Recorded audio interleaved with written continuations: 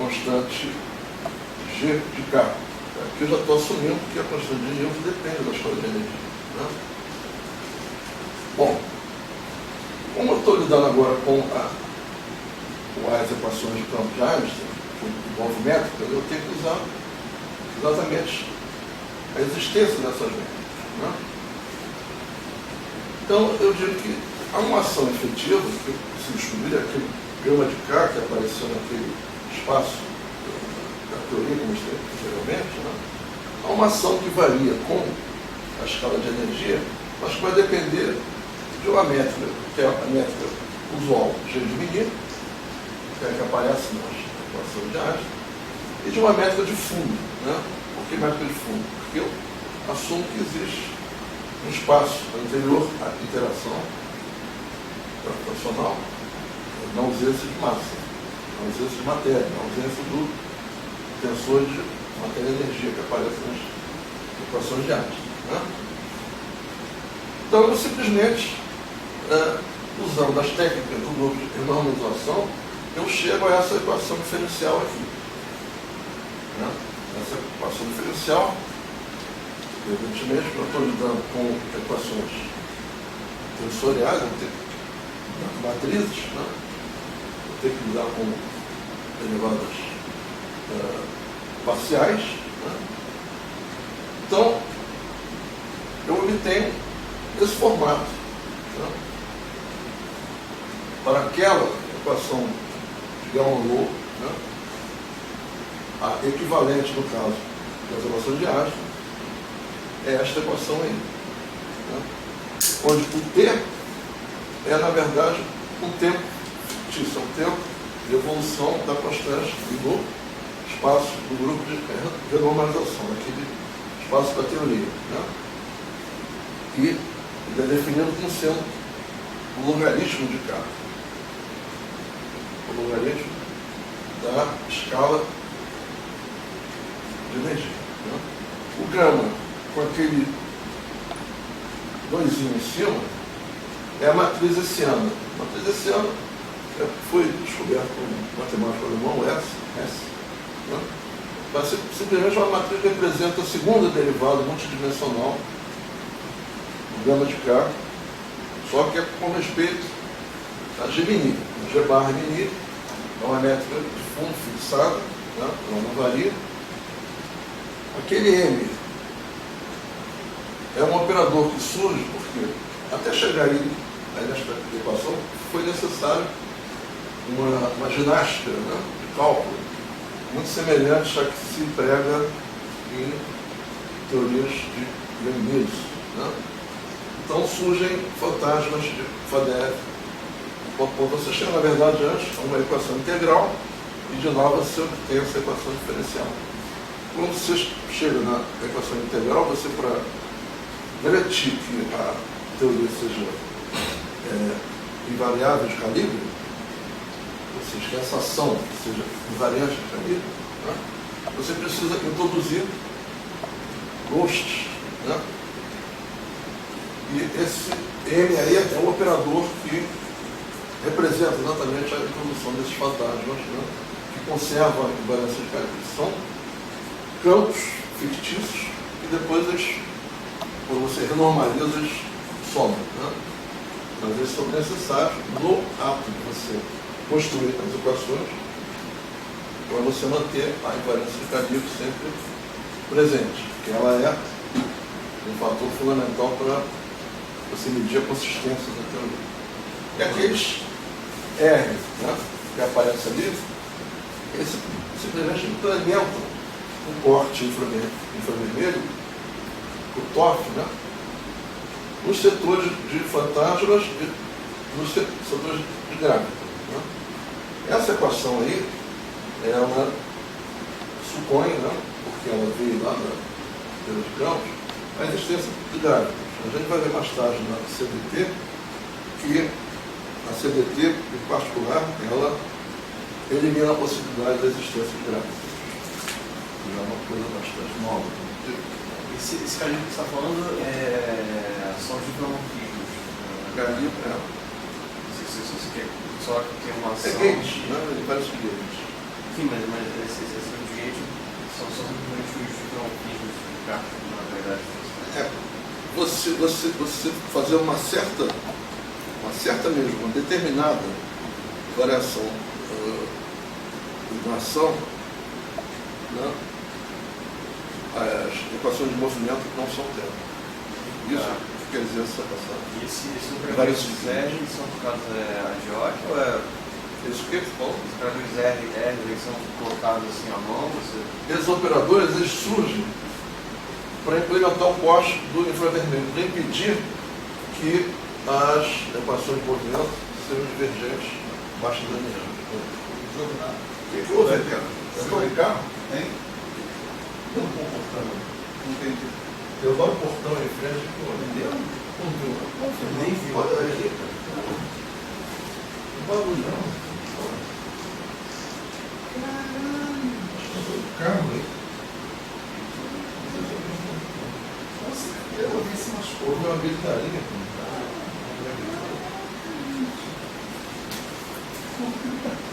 Não sei que programa lá embaixo agora. Eu só vim falar pra você que não tem controle mais, cara. O controle dançou. Vai ter que ser daquele jeito. Vai ter que ser daquele jeito. Eu estou achando o cara da NBA. Eu vou ver se eu acho onde venda esse controle. Depois de comprar mais. Mas aí eu vi que eu dei uma interação forte. Isso é interação forte.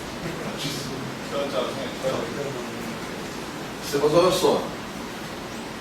Esses operadores estão aí para garantir que essa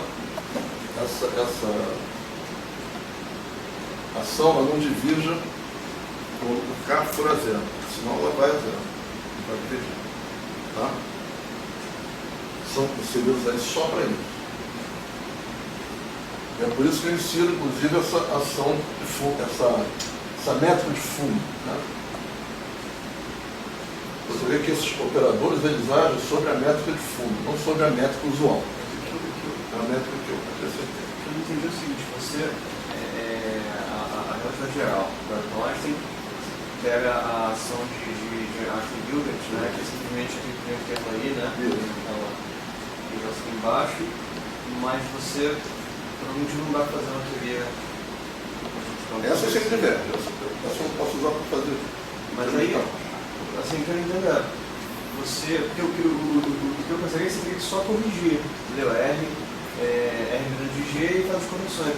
Mas você tá dando, na verdade, como que o gama K varia em função de K direto, entendeu? Então você tirou do nada esse negócio. Como? Não está claro de onde surgiu essa equação aí. Não está claro. Não, mas isso que eu te falei. Essa equação diferencial, ela vem numa equação integral, ela não surge assim, né? Ela é derivada longamente. Tem muita conta até chegar aí. Entendeu? A partir da equação de campo do Einstein, você chega a uma equação integral da ação, exponencial, aparece toda, né? No formato do Feynman, né? De lá que você tira essa diferença. Depois que você garante que essa ação ela é invariante de Gauge, você só garante, como acontece em Young-Mills, só garante introduzindo fantasmas de Foner-Popov, aí você fica com uma equação integral, né, onde essa ação está dentro de uma integral numa exponencial. Tá? Aí você derivando esta expressão, é que você vai obter essa equação derivando. Mais na frente a gente vai ver outros exemplos, menos.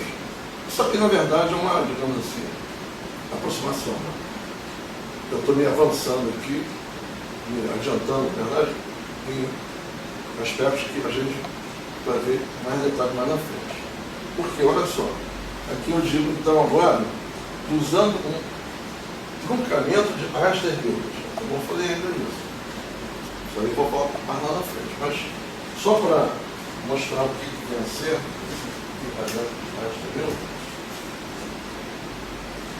mostrar não, só para ilustrar, né? A gente viu que tem um espaço da teoria. Né? O espaço da teoria é um espaço com infinitas constantes de acoplamento, energia lambda, semente, 2. CNN. É um espaço separável, né? Eu posso enumerar, mas é um espaço infinito. Nesse espaço, há a famosa superfície, superfície crística ultravioleta, onde há um ponto fixo, né? Então, um oceano. Eu quero descobrir esse cara aqui. Eu quero provar que ele existe. Até hoje não conseguimos demonstrar que ele existe. Por quê? Porque você não consegue lidar com um sistema de infinitas equações diferenciadas. Então, o trabalho de Einstein-Hilbert, que a gente vai ver inventado mais à frente, ele simplesmente ele me corta essas dimensões aqui. Só com duas dimensões. Então eu faço uma superfície, eu faço uma, digamos assim, projeção dessa hipersuperfície em duas dimensões e, consequentemente, eu faço uma projeção do ponto fixo nessa superfície bidimensional. Agora, quem me garante que, na verdade, essa superfície aqui, em duas dimensões, vai capturar a física toda que existe aqui? Ninguém garante. Mas eu posso obter resultados interessantes em duas dimensões apenas, né, que tenham reflexo na teoria clássica, possam, no limite, serem verificados correlacionalmente. Então, o truncamento, na verdade, é uma eliminação de multidimensionalidade. Estou cortando aqui infinitas dimensões, mas os físicos se acostumaram a jogar o infinito fora desde a normalização. Então, também não devia ser nenhuma novidade. Mas, em suma, no truncamento de Einstein-Hilbert, né, eu fazendo agora aquele fluxo de RG, eu vou ter essa forma integral, eu retorno a forma integral, eu integro o negócio ali, encontro a variação do grama de K em função do G. Certo? Em função do K, na verdade. Porque aqui eu vou integrar em X, né? Eu já estou em 4 dimensões ali. Eu vou integrar em X e eu tenho uma forma analítica. Né? Na verdade, como aquilo ali é uma solução de truncamento, quer dizer, não é a solução original, eu chamo de ansatz, né? Aquela expressão que caiu no uso, né? Desde a engenharia mecânica quântica, né? O nome alemão para chute. Né? Então, eu insiro naquela expressão suposta, hipotética, né? De Einstein-Hilbert, na equação exata do fluxo RG, ou seja, a equação de Gell-Mann-Lou, né? Aí eu faço esse limitezinho aqui e obtenho as equações, tiro a dimensionalidade da equação de Newton, né? Multiplico por massa ao quadrado ali, como eu disse, a dimensão de massa de G é menos 2, então para fazer com que ela seja tridimensional eu tenho que multiplicar por K2, né? Então eu vou ter as funções beta, né? E eu obtenho 2 pontos fixos. Estou lidando só com a constante de Newton. Veja bem, não é nada assim estratosférico. Né? Evidentemente é um modelo de brinquedo, né? Mas é um modelo que acrescenta conhecimento ao método que eu estou empregando. Então, eu encontro um ponto fixo atrativo infravermelho, trivial, né? Quando o G é 0, e um ponto fixo atrativo ultravioleta não gaussiano, quando o G é 1 sobre ômega linha. Ômega linha é uma constante que surgiu desta outra constante que tem números, né? Só que é um número. E somando com esse outro número aqui. Então, se vê daí, é mais uma demonstração do que uma demonstração de que a ideia do Weber é uma ideia que vale a pena ser seguida, né? Porque esse ponto fixo não gaussiano, ou não trivial, ele é inteiramente análogo ao ponto fixo do Weber, né? Que naquele artigo que eu falei com vocês, ele mostrou que quando você lida com a gravidade em 2 dimensões, ela é renormalizada, né? Quando você faz um acréscimo da dimensão de um epsilon, né? Usando regularização dimensional, também você é levado a crer que continua a existir em dimensões maiores do que 2 na gravidade, um ponto fixo não trivial, né? Então você consegue fazer uma aproximação numérica bastante utilizável, né? Para encontrar a equação do fluxo da gravitação de Newton, esse G de K. Identificando o G de zero, aparece aqui, né? Com o G de Newton, o G clássico, né? Então, essa equação se simplifica mais ainda e você vai ter essa equação funcional para a trajetória da constante de Newton. Analisando aquele resultado, né, se percebe que quando a energia é muito maior do que o inverso de G, do G clássico, né, o G0, né, entre sendo ponto fixo não trivial, o G de K, quer dizer, a gravidade, a constante, ex-constante, na verdade, de Newton, né, ela esquece que tinha um valor que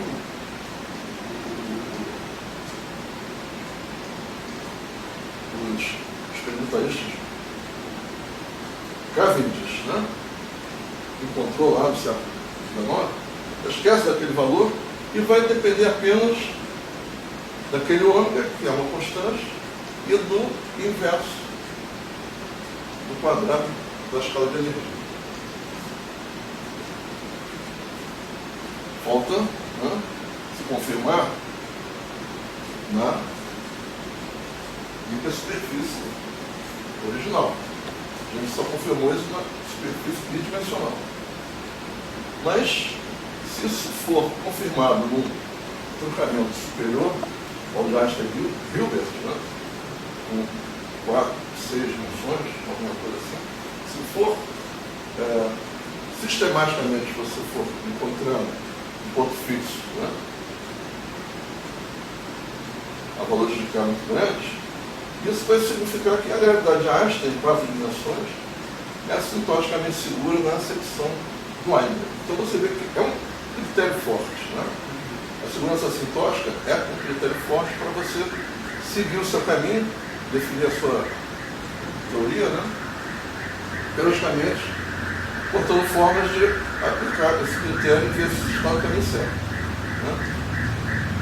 Então, olha só que interessante, você obtém uma outra expressão de correção do potencial de Newton, né, equivalente àquele potencial do Hélio, né, que se encontra no eletromagnetismo. Você, usando o truncamento de Einstein-Hilbert, você encontra também uma função, né, que dá a variação do potencial gravitacional, onde aparece aqui, ó, o Hzinho cortado. Já tem uma H cortada aqui. Então é tipicamente uma correção quântica de primeira ordem do potencial de Newton. É essa abordagem, em resumo, né, não é só isso, é essa abordagem, em resumo, que é chamada de Gershon, gravidade quântica de Einstein.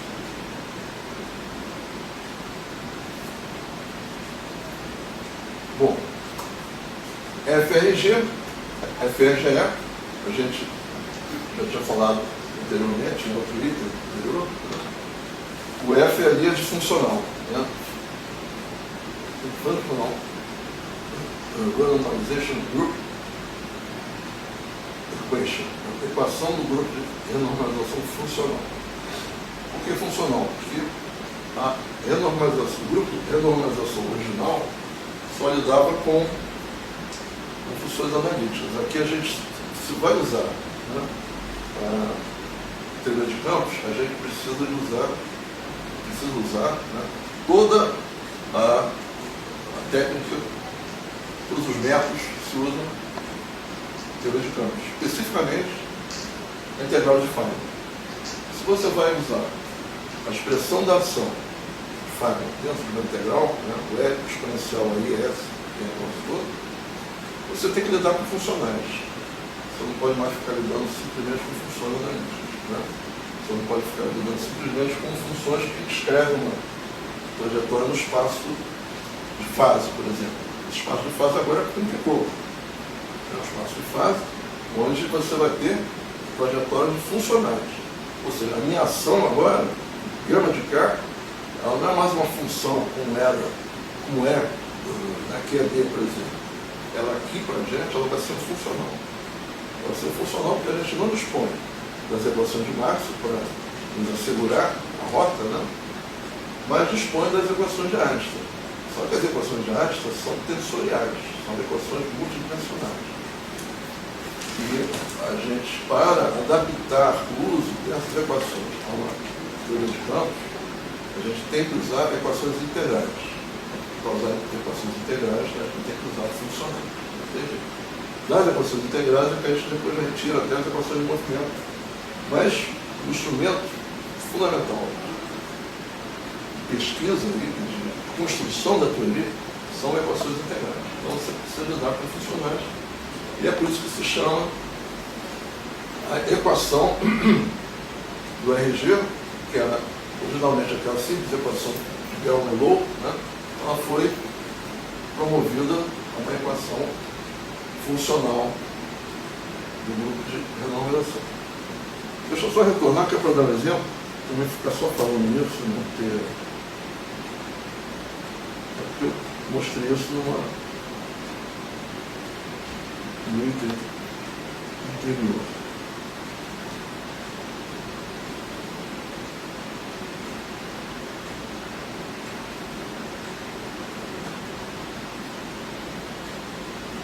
Muito funcional de renormalização. Tá, então, olha só.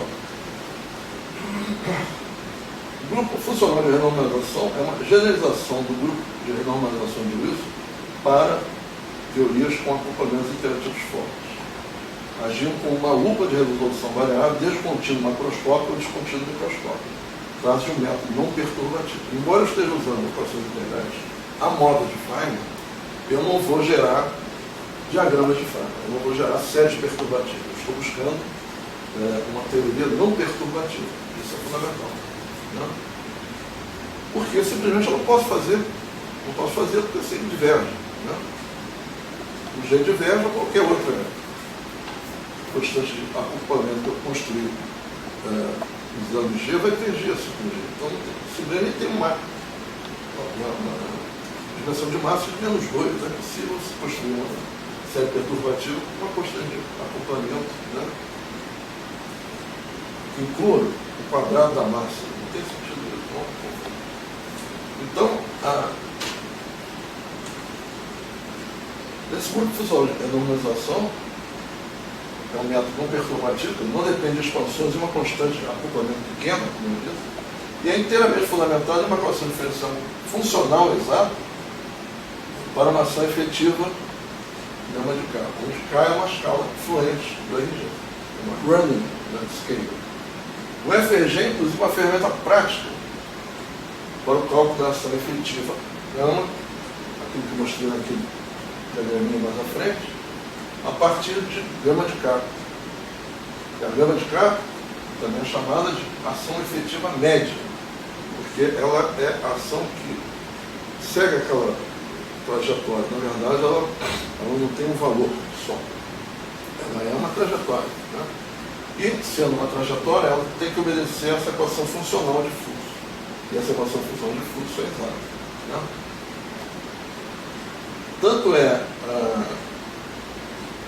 digamos assim, correta essa visão e essa equação funcional do fluxo, que ela foi encontrada independentemente por dois físicos, né? O Wetterich e o Mohr, em 93 e 94. Isso aí é só para a gente voltar, fazer uma revisão para entender o que está se falando de equação funcional, equação de normalização funcional. Né? Isso aí eu já mostrei. Aqui é só um repeteco, né? O gama de K está fluindo aqui, é fluente. Né? Aqui quando o K é zero, aí o K é vermelho, e aqui quando o K é um certo lambda, eu retorno à ação clássica da teoria. Né? Só para eu... mas o teste que eu faço com a ação efetiva média, né, que é encontrar realmente, ver se ela reproduz aqui dentro de uma escala de corte, né? Esse lambda representa um valor determinado para a constante K, para a variável K, na verdade, e eu tenho que reproduzir também a ação clássica da teoria. Então, o instrumento, né, básico de pesquisa aqui é o gama de K, que obedece uma equação funcional do grupo de normalização. Ele é que vai me dar ou a ação clássica, um certo valor de corte, ou vai me dar a ação efetiva que existe no infravermelho, ou vai me dar também a ação no ultravioleta, certo? Um conflito. E aí ela tem que ser uma constante. Gama de infinito tem que ser uma constante, ser um ponto infinito. Essencialmente é isso que a gente mostrou sobre equação funcional do grupo de normalização.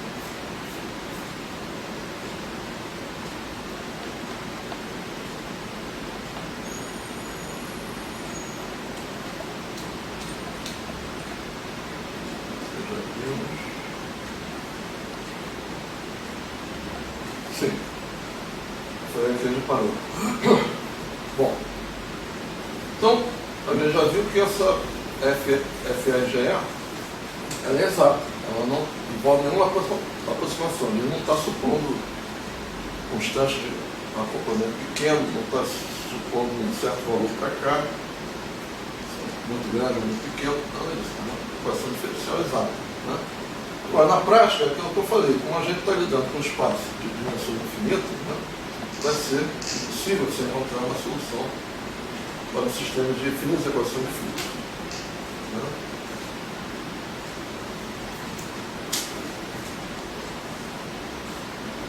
E aí que vem a ideia do truncamento. A projeção do espaço da teoria sobre o espaço de truncamento é feita desta forma. Você supõe, né, como eu disse, esse espaço da teoria, né, o espaço original, o espaço físico total, ele tem dimensões infinitas, mas ele é separável, quer dizer, ele pode ser decomposto em uma base, né? Uma base numerável. Né? Então você constrói um chute aqui, né? Diz que a ação efetiva média depende de φ e φ barra, pode ser escrita como sendo uma soma, um somatório de 1 até um certo n, né? Eu não estou especificando, de uma série de vetores que são funcionais, independentes de K, são as, entre aspas, a base desse espaço, desse subespaço. Subespaço por quê? Porque aqui eu não estou botando infinito, eu estou botando um vetor restringido, estou diminuindo a dimensionalidade desse espaço da teoria. Né? Eu posso dar um exemplo. Né? No campo escalar φ, eu posso incluir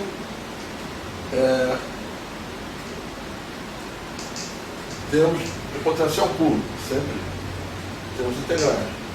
Um termo cinético, padrão.